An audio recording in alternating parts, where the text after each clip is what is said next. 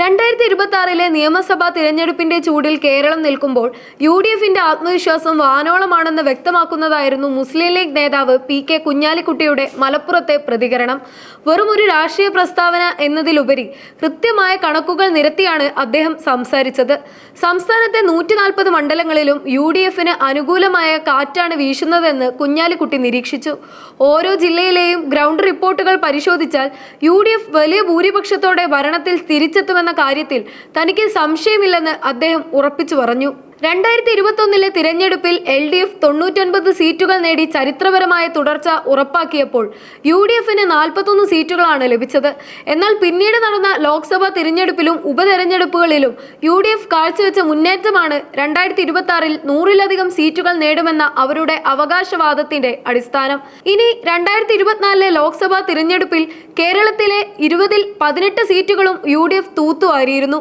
നിയമസഭാ മണ്ഡലങ്ങൾ അടിസ്ഥാനമാക്കി നോക്കിയാൽ 100-ലധികം മണ്ഡലങ്ങളിൽ UDFന് വ്യക്തമായ ലീഡുണ്ടായിരുന്നു. കഴിഞ്ഞ 10 വർഷത്തെ LDF ഭരണത്തോടുള്ള ജനങ്ങളുടെ അതൃപ്തി ഇത്തവണ വോട്ടായി മാറുമെന്ന് കുഞ്ഞാലിക്കുട്ടി വിശ്വസിക്കുന്നു. നിലവിലെ ഭരണത്തോടുള്ള അതൃപ്തി വോട്ടായി മാറുമെന്ന പ്രതീക്ഷയിലാണ് മുന്നണി. 100-ലധികം സീറ്റുകൾ എന്ന ലക്ഷ്യം കൈവരിക്കാൻ UDFന് കഴിയുമെന്നാണ് അദ്ദേഹത്തിന്റെ അവകാശവാദം. കേരളത്തിൽ സ്വാധീനം ഉറപ്പിക്കാൻ BJP നടത്തുന്ന ശ്രമങ്ങളെ കുഞ്ഞാലിക്കുട്ടി പരിഹസിച്ചു.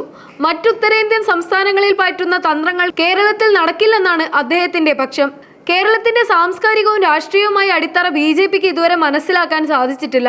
അത് മനസ്സിലാക്കാത്തിടത്തോളം കാലം അവരുടെ ഒരു തന്ത്രവും ഇവിടെ വിജയിക്കില്ലെന്ന് കുഞ്ഞാലിക്കുട്ടി മാധ്യമങ്ങളോട് പറഞ്ഞു. 2016 നേമത്ത് O രാജഗോപാലിലൂടെ BJP അക്കൗണ്ട് തുറന്നെങ്കിലും 2021 അത് നിലനിർത്താനായില്ല. ഒരു തവണ അക്കൗണ്ട് തുറന്നാൽ അടുത്ത തവണ അത് ക്ലോസ് ചെയ്യപ്പെടുമെന്ന ചരിത്രമാണ് കേരളത്തിൽ ഉള്ളതെന്നാണ് അദ്ദേഹം പരിഹസിച്ചത്. ഇത്തവണ അക്കൗണ്ട് തുറക്കാൻ പോലും അവർക്ക് സാധിക്കില്ലെന്നും അദ്ദേഹം കൂട്ടിച്ചേർത്തു. പാലക്കാട് മണ്ഡലത്തിൽ BJP പണം വിതരണം ചെയ്തെന്ന ആരോപണത്തെ കുഞ്ഞാലിക്കുട്ടി ശക്തമായി വിമർശിച്ചു. ഇത്തരം നടപടികൾ കേരളത്തിലെ വോട്ടർമാരെ സ്വാധീനിക്കില്ലെന്നും മറിച്ച് ജനങ്ങൾക്കിടയിൽ BJPയോടുള്ള അവജ്ഞ വർദ്ധിപ്പിക്കാനേ ഉപകരിക്കൂ എന്നും അദ്ദേഹം അഭിപ്രായപ്പെട്ടു. കേരളത്തിന്റെ രാഷ്ട്രീയം BJPക്ക് ഇനിയും പിടികിട്ടിയിട്ടില്ല. വോട്ടർമാർക്ക് പണം നൽകി ജനാധിപത്യത്തെ വിലക്കെടുക്കാമെന്നത് വെറും മോഹം മാത്രമാണ് എന്നാണ് അദ്ദേഹം പറഞ്ഞത്. മലയാളികൾ രാഷ്ട്രീയ പ്രബുദ്ധരാണെന്നും ഇത്തരം നീക്കങ്ങളെ അവർ തള്ളിക്കളയുമെന്നും അദ്ദേഹം പറഞ്ഞു. ഒരു വശത്ത് ഭരണ തുടർച്ചയ്ക്കായി LDFും മറുഭാഗത്ത് ശക്തമായ തിരിച്ചുവരവിനായി UDFും പോരാടുമ്പോൾ കുഞ്ഞാലിക്കുട്ടിയുടെ ഈ പ്രസ്താവന രാഷ്ട്രീയ വൃത്തങ്ങളിൽ വലിയ ചർച്ചയായിരിക്കുകയാണ്. കേരളത്തിന്റെ രാഷ്ട്രീയ ഭൂപടത്തിൽ 2026 ഈ നിയമസഭാ തിരഞ്ഞെടുപ്പ് കേവലം ഒരു വോട്ടെടുപ്പല്ല, മറിച്ച് വരാനിരിക്കുന്ന ദശകത്തിന്റെ ഗതി നിർണ്ണയിക്കുന്ന പോരാട്ടമാണ്.